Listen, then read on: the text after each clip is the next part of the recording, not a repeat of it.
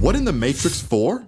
It looks like Riot is trying to stir up the hype for Act 3, because Deadeye's official name and abilities are revealed. What is going on, ProGuides family? It is your host Sergeant Frost, and today we're going to break down the information we have about the new agent Deadeye that is now confirmed to be named Chamber. And if you're also looking to start off the Act 3 rank climb with a bang, come visit our website ProGuides.com, where our Radiant and Immortal level coaches are always available to help you improve at rapid speeds. Just click on the link in the description of this video if you're interested in reaching your potential. Now let's head right into the new agent. So, where do we start with Chamber, aka the teased agent Deadeye? First off, is it just me, or is this the most John Wick James Bond looking agent we've gotten in the game so far? He looks refined and sort of like a hitman. And that leads us into our first piece of lore surrounding his background. Chamber's country of origin is France, and you can see that in his agent identity, as a couple of his abilities are tied to French culture. With that being said, we don't have the entire story on his lore. We only have a short cinematic of him rescuing Brimstone and showing off his cool guns he has in his kit. So let's take a closer look at his abilities so we know what we're getting ourselves into. Let's start this ability breakdown section with his C ability, Trademark. Trademark's official description is, place a trap that scans for enemies, and when a visible enemy comes in range, the trap counts down and then destabilizes the terrain around them, creating a lingering field that slows players caught inside of it. So right off the bat, we can tell that Trademark is going to be one of Chamber's main stalling abilities. Trademark has built-in AoE CC with its area of effect slow, which means I can see this ability being a great defensive tool to slow down attackers. This ability reminds me a lot of the League of Legends champion Jin's Captive Audience Landmine. Both of these abilities sound very similar, as they are traps that trigger when enemies touch them, and then a slow movement is initiated.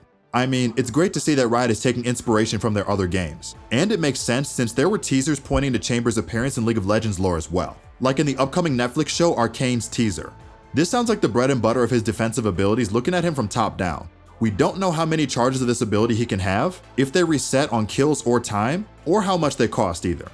Another thing is whether this ability can get broken. Depending on how that interacts, this could either be a great mix between a Cypher Trip and a Sage Slow, and at worst this could just be a glorified alarm bot. On to his next ability, his Q. Headhunter seems to be a very interesting take on a damage ability. So let's read its description to make sure we aren't mistaken about its power. Activate to equip a heavy pistol. Press alternate fire with the pistol equipped to aim down sights. So this ability seems pretty straightforward. When you press Q, Chamber takes out his revolver pistol, and from the looks of it in the trailer, this pistol seems to hit like the Golden Gun or Sheriff. We don't know how much this ability costs, if it resets, or how many bullets it has. But this ability seems like it will pack quite the punch if you have good aim.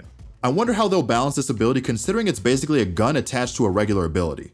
Also, it seems like Chamber has a lot of abilities that follow along with Jin's theme from League of Legends. I wonder what that's about. Rendezvous is Chamber's signature ability, and it's pretty similar to Yoru's teleport, but not exactly the same. Rendezvous allows you to place 2 teleport anchors. While on the ground and in range of an anchor, reactivate to quickly teleport to the other anchor. Anchors can be picked up to be deployed.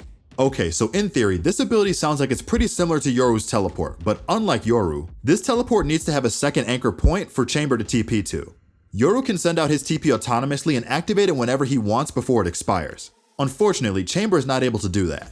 I think the best way to get an idea of how this ability will work is to think of Symmetra from Overwatch. Symmetra is able to place down 2 teleporters, and she and her team are able to travel between the teleporter spots. Chamber's Rendezvous functions just like this, except only he can teleport and not his teammates. This is a nice ability for Chamber to use on defense because it allows him to quickly get out of sticky situations in an instant, and it allows him to have pressure on the other bomb sites as well. On attack, this could be a good tool to fake pressure or go for a lurk kill and then rendezvous with his team. Get it? When your teammates communicate that they need a quick rotation early in a round, you can activate your teleport and rotate around the map instantly. This ability seems quite strong if used well, and I assume that there must be some form of sound cue when it's used, or it would give Chamber too much freedom. Chamber's ultimate, Tour de Force, on paper sounds like a high-skill kill ability just like Jett's knives and Rey's showstopper. When you activate Tour de Force, you will summon a powerful custom sniper rifle that will kill any enemy with a direct hit. So basically an operator that can't leg people. Killing an enemy creates a lingering field that slows players caught inside of it. From the looks of it, this is definitely going to be a strong ultimate that not only saves economy, but also provides a unique defensive stalling capability to an operator. We haven't seen Tour de Force in action yet, but I can already tell that the non-Chamber mains won't be too happy when they get one-shot by a sniper after getting hit in the foot. Another thing to note is that since there is a slow field on kill, it helps work around a weakness of the operator when anchoring sights, which is that it trades one shot with a ton of space that you have to give up before you can shoot again. This might allow for a change of playstyle on how Sentinels anchor sights, and it might even give Chamber the ability to play as a rotator that supports the sight anchor instead of through picks on entry. With that being said, Chamber seems like a high skill floor, high skill ceiling agent. Half of his abilities directly work off his aim, which means that if you're not feeling your shot, you'll be much less useful than traditional Sentinels. His pistol and sniper ultimate require good aim in order to get the full use out of them, and his trap and teleport require foresight and game sense, because you have to think into the future and pre-place their abilities to make sure they provide you the most value depending on where you position them and when you use them. This could be a nice middle ground where we have a semi-aggressive Sentinel that still has a good amount of defensive-minded utility.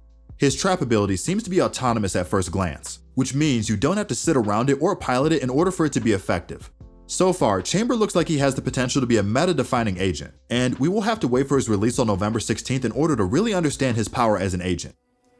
Well guys, that's all we have for the Chamber abilities reveal. If you did enjoy, do make sure to leave a like and subscribe. Don't forget to visit our website ProGuides.com for the best courses as well as top-ranked coaches. This has been your host Sergeant Frost, and I will see you all again in the next one.